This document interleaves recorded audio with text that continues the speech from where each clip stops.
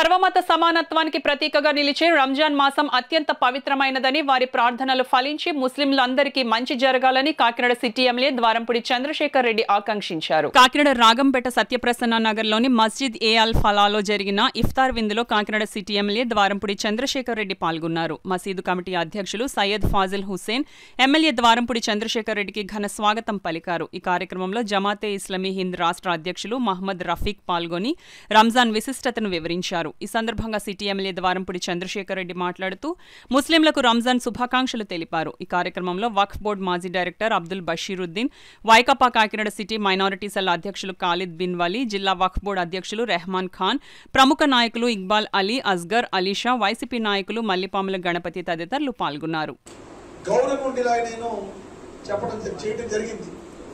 ముఖ్యంగా మన అంజద్ బాషా గారు, డిప్యూటీ సీఎం గారు, కడప ఎమ్మెల్యే గారు, ఆయన కాకినాడ వచ్చినప్పుడు మన కాకినాడలో ఉన్నటువంటి కబర్స్థాన్ కానీ, మదర్సాలు కానీ, మసీదులు కానీ చూసి ఆశ్చర్యపోవడం జరిగింది. అల్లా దయ వల్ల మనం అన్ని చోట్ల షాదీఖానాలు కట్టుకున్నాం, మదర్సాలు కట్టుకున్నాం, అన్ని మసీదులు ఈరోజు ఏసీ చేసుకున్నాం. కొత్తగా 2 మసీదులు కట్టుకునే అవకాశాన్ని మన పెద్దలందరూ మనకి పెద్దల సహకారం మనం చేసుకున్నాం.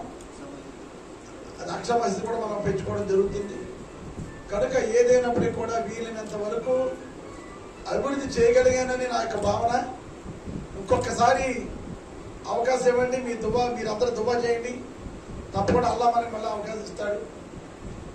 తప్పకుండా రాబోయే రోజుల్లో కూడా మంచి సర్వీస్ చేసుకుంటానని మనస్ఫూర్తిగా మిమ్మల్ని అందరినీ కూడా కోరుకుంటూ మీ యొక్క ప్రార్థనలు మా మీద ఉండాలని, ముఖ్యంగా రంజాన్ మాసంలో దువా చేయమని పెద్దల్ని కోరుకుంటూ నాకు ఈ విధంగా ఇందులో వడ్డీ రహితంగా ఎవరైతే పేదవాళ్ళు ఉంటారో వాళ్ళకి ఆదుకోవడానికి వితరణ కార్యక్రమాలు జరుగుతాయి.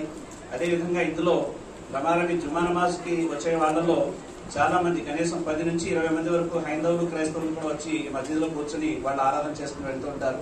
ఈ విధంగా ఇది దైవ ఆలయం అన్నప్పుడు దేవుని దృష్టిలో మానవులందరూ సమానమే కాబట్టి ఇది ఒక కమ్యూనిటీ లేక ఒక కులానికి సంబంధించి కాకుండా అందరూ వచ్చి ఇక్కడ ప్రశాంతత పొంది వెళ్ళేటువంటి అవకాశం ఉంది.